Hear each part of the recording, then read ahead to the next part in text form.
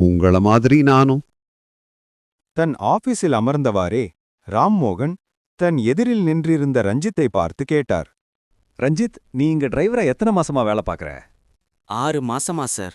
ரஞ்சித், உன்னுடைய சுறுசுறுப்பு, நேர்மை, காலம் தவறாமைய இதெல்லாம் எனக்கு ரொம்ப பிடிச்சிருக்கு.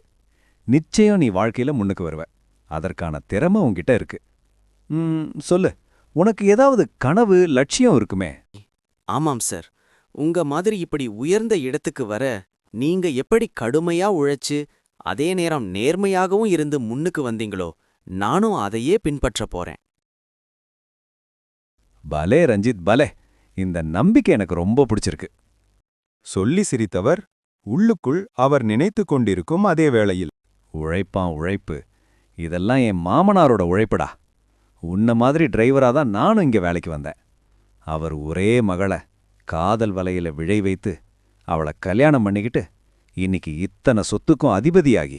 உள்ளுக்குள் அவர் நினைத்து கொண்டிருக்கும் அதே வேளையில் ஆபீஸிலிருந்து வெளியே வந்த ரஞ்சித் ராம்மோகன் ஒரே மகளான திவ்யாவுக்கு காதல் வலை விரித்துக் கொண்டு இருந்தான் போனில். சரவணன், சூர்யா.